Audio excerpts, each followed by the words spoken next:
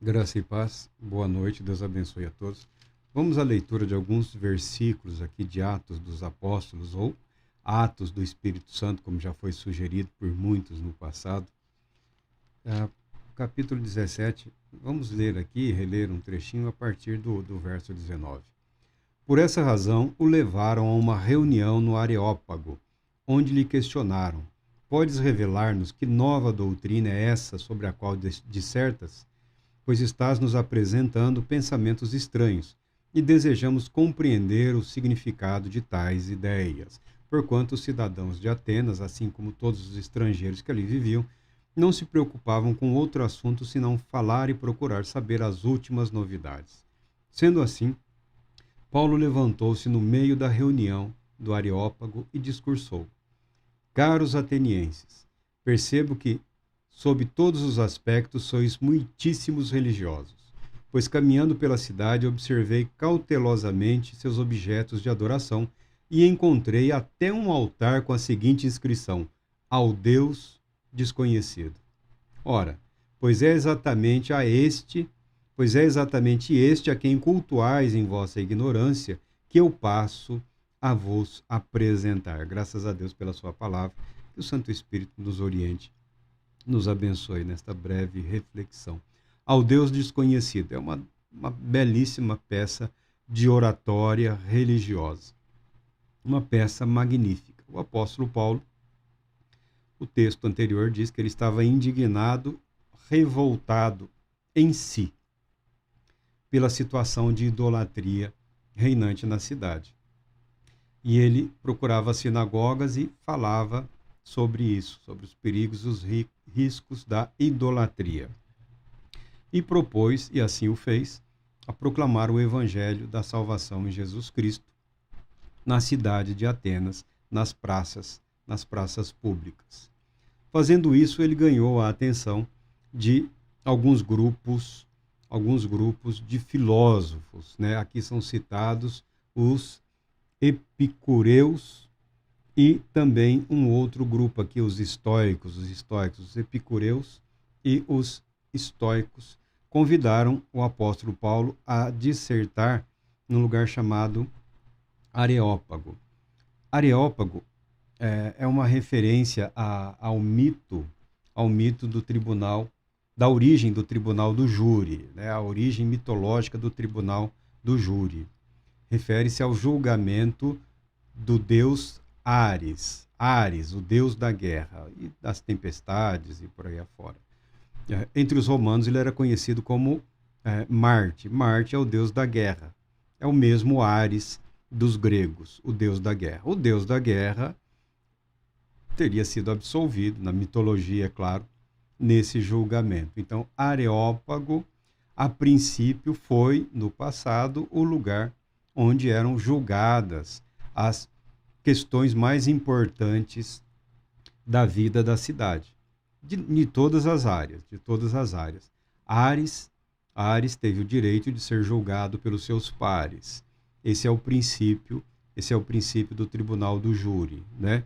Todo cidadão, todo indivíduo tem o direito a ser julgado pelos seus pares.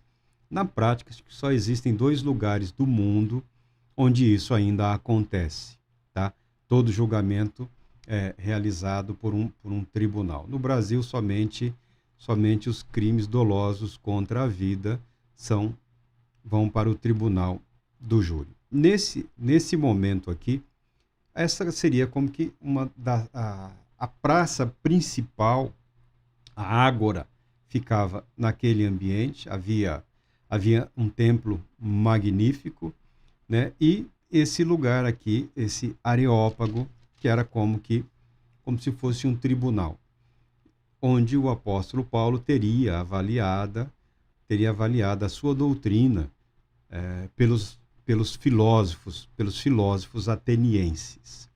Esse chamado, muito embora parecesse uma cortesia, também era uma espécie de armadilha, porque o ambiente era totalmente moldado pela cultura helênica, pela cultura dos gregos, tá? O apóstolo Paulo poderia ser, assim, atacado ou massacrado, não fisicamente, mas em termos de oratória, de retórica, de debate. Por isso que eu falo que essa é uma das mais belas peças de oratória.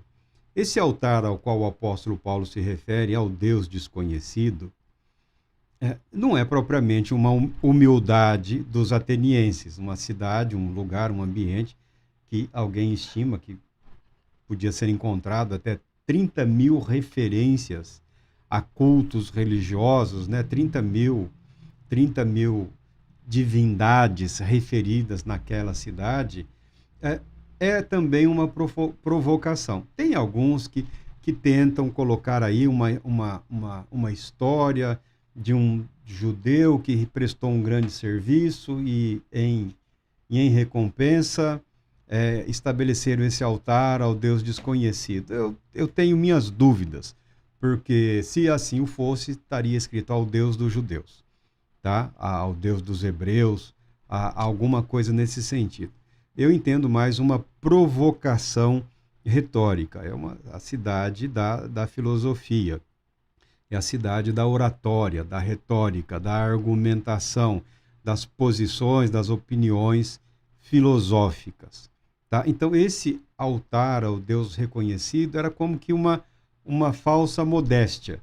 Vai que esquecemos de alguém, ou porventura, caso tenhamos esquecido, eis aqui o altar ao Deus desconhecido, assim, ao Deus que nós não nos lembramos até a edificação dele. Era uma provocação. O apóstolo Paulo, na sua sabedoria, homem governado pelo Espírito Santo, ele pega essa figura retórica, ele pega essa provocação, que é esse altar ao Deus desconhecido, né? É como que um desafio. Nos apresente algo novo. Essa sua nova doutrina, nós queremos ver o que ela tem de novidade. Em que ela é nova. Em que ela destoa de todas as demais que nós conhecemos, formulamos, temos apresentado. Os atenienses, a cultura helênica influenciou o Império Romano, influenciou Roma. Roma adotou para si o modo de pensar, de ser dos gregos, com algumas adaptações, variações de nomes e coisas do gênero, como aqui o deus da guerra, o deus Ares, que eles chamavam de Marte. O apóstolo Paulo pega essa figura, ele não ofende, ele não insulta, ele não provoca. Alguns irmãozinhos hoje seriam assassinados, né? Seriam condenados à morte, porque pegariam uma marreta e sairiam quebrando altares por aí afora. Essa loucura nunca desapareceu totalmente, esse desrespeito. Desculpe, mas é uma afronta à religiosidade do outro. Se você não pactua, se você não cultua, se você não se conforma, viva a verdade e expresse a verdade. Então o apóstolo Paulo está sendo desafiado, está sendo confrontado. Em que você, judeu, em que você, hebreu, é diferente? Em que você difere? Que doutrina é essa? Que pensamento é esse? O apóstolo Paulo, ele não apresenta um embate doutrinário, nem filosófico, nem teológico.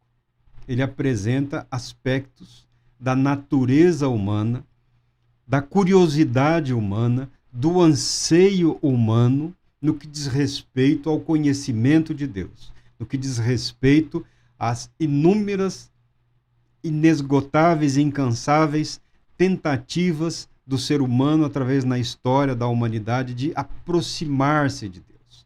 E o apóstolo Paulo passa a valer-se de elementos da filosofia, de elementos da poesia, de elementos da cultura grega comum, universais, comum a toda a humanidade. E ele diz assim: ao Deus desconhecido. Ora, é exatamente este a quem cultuais em vossa ignorância. Ele usa a palavra ignorância não tem uma conotação ofensiva, como pode ter para algumas pessoas hoje em dia, né? Se você falar que aquela pessoa ignora ou é ignorante, ela se sente profundamente ofendida. Como você vai me chamar de ignorante ou chamou alguém de ignorante? Esse, a quem vocês declaram não conhecer, não importa se é sarcasmo, ironia ou provocação, a declaração estava lá. E o apóstolo usa o argumento para construir a sua própria argumentação. Eu passo a vos apresentar o Deus que criou o universo e tudo que nele existe. É o Senhor dos céus e da terra, e não habita em santuários reproduzidos por mãos humanas. O Deus Criador, o Deus da criação, o Deus que criou o universo. O apóstolo Paulo apresenta o Deus Criador, que não é desconhecido da humanidade, tá? Nunca foi totalmente desconhecido da humanidade. Todas as culturas têm uma referência ao Criador, Contudo, os gregos chegaram à conclusão que se existe um Deus que criou o universo ou a humanidade, ou criou o universo e a humanidade, esse Deus é impessoal. Por quê? Porque na sabedoria, eles não conseguiram comunhão com esse Deus. Na força, no poder, eles não conseguiram comunhão com esse Deus. Não houve meio humano, através das religiões, das dezenas, centenas, milhares de cultos, eles não conseguiram estabelecer comunhão com o Deus Criador. E o apóstolo Paulo apresenta o Deus que criou o universo como um Deus pessoal, valendo-se do atributo da pessoalidade. Veja como ele aqui discorre. Esse Deus não habita em santuários. Esse Deus não habita em santuários produzidos por mãos humanas. A beleza arquitetônica, a elaboração dos cultos, da religião, né? a dramatização litúrgica. O apóstolo fala, Deus não se impressiona com absolutamente nada disso, coisa que os filósofos já sabiam. E ele diz, ele também não é servido pelas mãos dos homens, como se precisasse de algo, porquanto ele mesmo concede a todos a vida, o fôlego, e supre todas as nossas demais necessidades. Deus não é alimentado pelo culto. Deus não é alimentado pelos sacrifícios. Deus não é alimentado pelas ofertas. Deus não é alimentado pelas cerimônias. Deus não se deixa envaidecer por tributos ou honrarias humanas, porque Deus é o Deus Todo-Poderoso. Ele não recebe do ser humano absolutamente nada, porque ele é o Criador, é o doador e é o sustentador de todas as coisas. E aqui o apóstolo Paulo vai discorrendo. De um só fez Deus todas as raças humanas, a fim de que povoassem a terra, havendo determinado previamente as épocas e os lugares exatos onde deveriam habitar. É uma referência à história das civilizações. A civilização grega foi uma grande civilização, teve a sua importância, né? Foi um império. Ela teve a sua vez, teve o seu momento na história da humanidade. Agora, se você comparar os gregos com os egípcios, o auge da civilização egípcia, da cultura egípcia, do conhecimento egípcio, se você comparar os gregos com o que foi a cultura da Babilônia, o auge da Babilônia, os gregos estão lá para trás. Eles tiveram seu tempo, seu momento, mas em nada, em absolutamente nada, superaram as outras civilizações. Essa é a referência do apóstolo. Hoje os gregos, dominados politicamente, controlados pelos romanos. que no passado, até então, era só uma cidade de bárbaros, de selvagens. O apóstolo Paulo está dizendo que o tempo de vocês passou. A glória deste mundo passa. A glória dos homens é passageira. A glória das nações é passageira. A glória das civilizações também é passageira. Deus assim procedeu para que a humanidade o buscasse e, provavelmente, como que tateando, o pudesse encontrar, ainda que de fato não esteja distante de cada um de nós. O apóstolo Paulo está dizendo aqui da nossa busca desenfreada. Uma coisa que me incomodou e não me incomoda mais. Né? É jovem, a gente se incomoda. O sujeito já é cristão. O milagre já foi realizado na vida dele. A regeneração, a atuação do Espírito Santo já ocorre na vida do indivíduo. As pessoas falam, vamos buscar a Deus. Mas você vai buscar o quê? Você vai buscar onde? Se a palavra de Deus e a experiência cristã nos mostra que Deus nos alcançou. O que vai buscar? No mato, no morro, no vale, na colina, que tanto busca? Porque simplesmente não se dispõe a aceitar e a usufruir de todo o bem que Deus propôs e realizou em Cristo Jesus. A humanidade, e os gregos também passaram por isso, todas as civilizações passaram por isso, sempre buscou com intensidade a comunhão, a presença de Deus, os dons de Deus, o poder, a profecia. Isso era comum no mundo antigo, tal qual é no mundo de hoje. A matéria-prima é a mesma, o ser humano é o mesmo material. Pode falar em evolução, salvo a tecnologia, os recursos de comunicação e as armas, o ser humano é absolutamente o mesmo. Paulo fala dessa busca, desse anseio, dessa evidência de que nós somos não só matéria, nós também somos espírito, nós ansiamos por Deus, nós ansiamos por esse mais.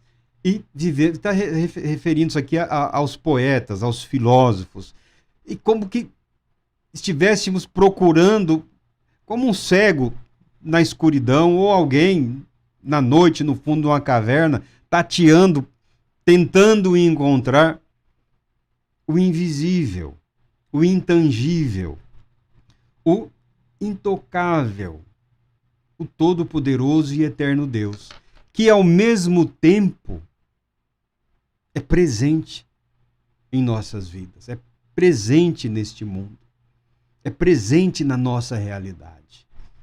Ele fala, está mais próximo do que nós podemos imaginar, muito embora eu concordo, o apóstolo Paulo concorda, não consigo tocá-lo, porque ele nunca, na sua vida, na sua experiência religiosa, na sua militância política, na sua militância doutrinária, no seu zelo fanático, cego, nunca tocou a divindade. Até que um dia, Deus se revela ao apóstolo em Cristo Jesus e ele é tocado. E esse toque fez com que ele caísse em si, tomado pela cegueira como meio de mostrar ao apóstolo como ele estava vivendo. 3 dias depois, foi curado, restaurado e reorganizou toda a sua vida para servir a Cristo Jesus. Mas ele está falando de um anseio que é comum a todo homem, a toda mulher, durante toda a história da humanidade. E ele continua dizendo, pois nele vivemos, nos movemos e existimos, como declararam alguns de vossos poetas, porquanto dele somos descendentes ou somos geração, somos criação de Deus. O que acontece com o filósofo, com o teólogo profissional, com o religioso, com o homem, com o político, com o militar, o arquiteto, o engenheiro, o médico, o que acontece com o indivíduo É a sensação e o sentimento que muitas vezes nos dói, nos ofende, nos humilha, mesmo sabendo intelectualmente, mesmo reconhecendo culticamente, mesmo expressando ideologicamente, eu creio em Deus, eu creio que a humanidade e o mundo é criação de Deus, nos sentimos como que abandonados ou desamparados em muitas ocasiões. É essa sensação, esse sentimento que a intelectualidade não conseguiu suprir. Que a teologia, que a filosofia, que a beleza arquitetônica, que o teatro, né, as artes que dominavam a cidade, o teatro, a música, o canto, a oratória, os melhores oradores, as principais escolas de oratória estavam ali. As principais correntes filosóficas estavam ali sendo misturadas, moldadas, temperadas e retemperadas e devolvidas às suas origens. E o apóstolo Paulo fala: dele somos descendência, como seus poetas disseram, dele somos geração. Fomos criados por ele. Portanto, considerando que somos geração de Deus, não devemos acreditar que a divindade pode ser semelhante a uma imagem de ouro, prata ou pedra, esculpida pela arte e idealização humana. Ponto. O que incomodava o apóstolo Paulo, né, o que incomoda a mentalidade, a mente judaica do hebreu aqui, a idolatria revolta. A idolatria, porque a idolatria corrompe o pensamento. Até o mais sábio dos homens, quando se deixa levar por essa estupidez, ele se embrutece. Ele se apequena. Ele se diminui. Incapaz de confessar a sua incapacidade de restabelecer uma comunhão com Deus, ele cria uma representação para justificar. Isso é Deus, isso é uma referência a Deus, eu me ajoelho aqui, e se existe um Deus, tem uma representação, a representação é uma figura de algo eterno. O contentar-se com menos. O apóstolo Paulo apresenta uma das mais belas condenações à idolatria, exalta a magnificência e o quão magnífico é a bênção de Deus concedida aos hebreus, né, os mandamentos, a legislação de Moisés. E, se você reparar aqui, é uma das poucas apresentações. Ele não apanhou, não foi apedrejado, não foi preso, né? Não foi arrastado pela cidade, não foi expulso, tá? Porque a grande perseguição contra o apóstolo Paulo era movida principalmente pelos religiosos judeus. O mundo, como um todo, participa deste anseio aqui descrito pelo apóstolo. E ele segue. Em épocas passadas, Deus não levou em conta essa falta de sabedoria, mas agora ordena a todas as pessoas em todos os lugares que cheguem ao arrependimento, porque determinou um dia em que julgará o mundo com o rigor de sua justiça por meio do homem, para que isso estabeleceu. E quanto a isso, ele deu provas a todos ao ressuscitá-lo dentre os mortos. Está falando, esse Deus que criou o universo, que criou a humanidade, é pessoal, sim. Ele, muito embora não possa ser alcançado por mãos humanas, pelo intelecto humano, pelo anseio humano, pela religiosidade humana, pela espiritualidade humana,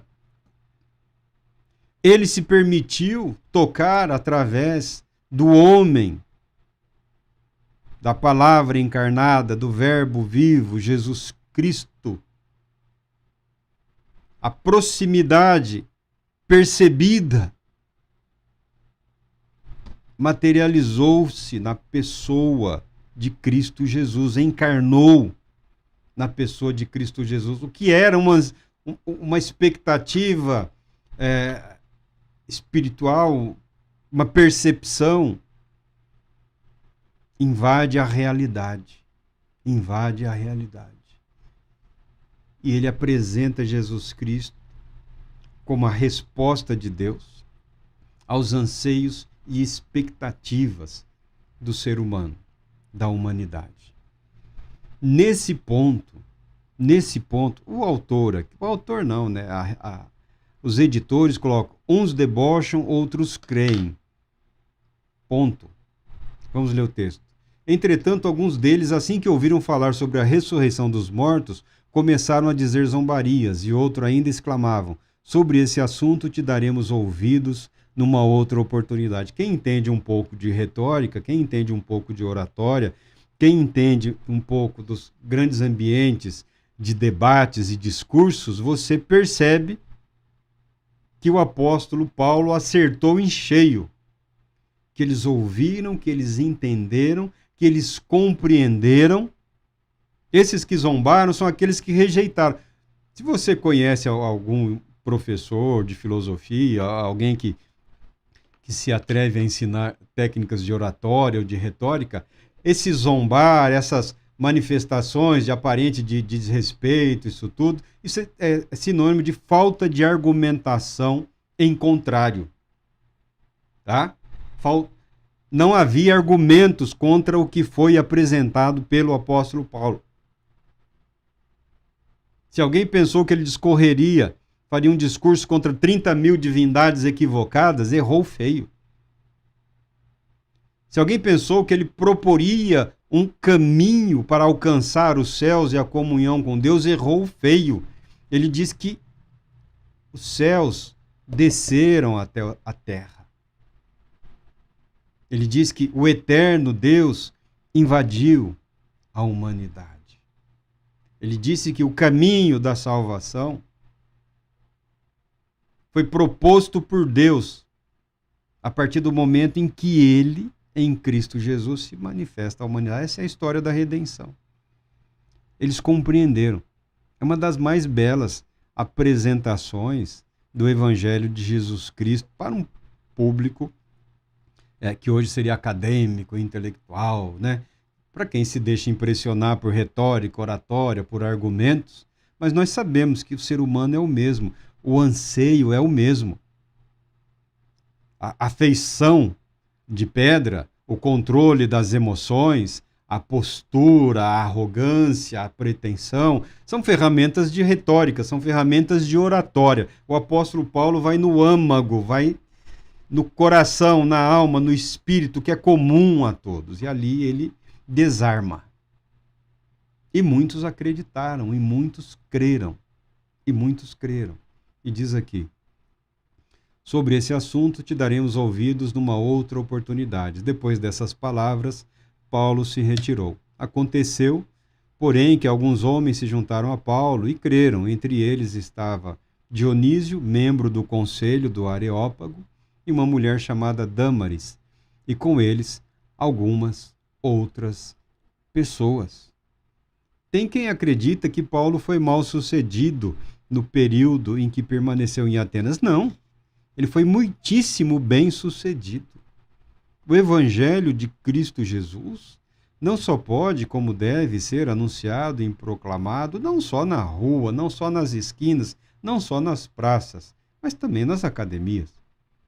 Já passou da hora do Evangelho, da pregação do Evangelho, retornar para as universidades, porque eles não propuseram absolutamente nada capaz de suprir todo esse anseio humano, a não ser teorias e mais teorias que só provocam discussões, aberrações sociais, políticas, econômicas. Não propuseram absolutamente nada e também necessitam dessa verdade. Estudar não é pecado.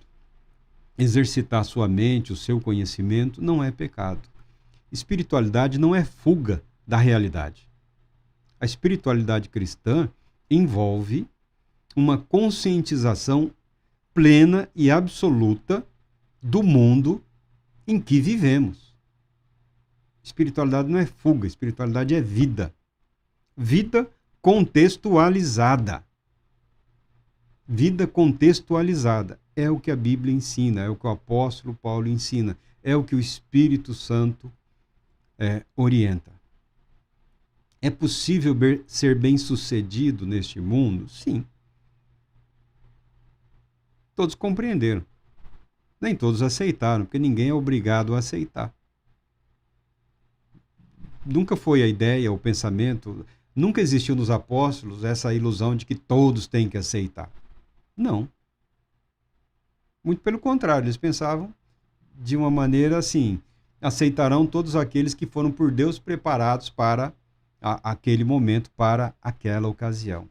Ao Deus desconhecido. Eu considero uma belíssima peça de oratória, uma maneira elegante, inteligente, ungida pelo Espírito Santo, agraciada por Deus. Você não precisa fazer inimigos.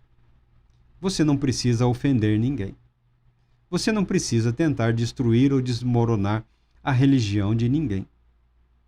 Em Cristo Jesus, há sabedoria suficiente para apresentar a verdade e viver a verdade, mesmo no mundo, num ambiente contaminado por tantas idolatrias.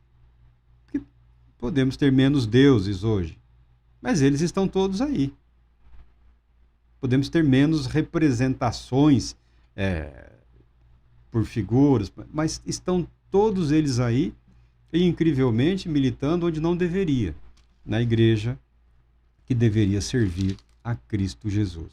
A filosofia não substitui, é uma ferramenta, é um instrumento. Qualquer que seja a área do conhecimento humano a qual você se dedique, continue se dedicando, porque é através do seu conhecimento, da sua experiência, do seu adestramento naquilo que lhe compete, no que você é responsável, que você pode e com certeza será usado por Deus para a boa apresentação do Evangelho de Cristo Jesus. Deus Todo-Poderoso te abençoe, te proteja e te conceda paz, muita paz.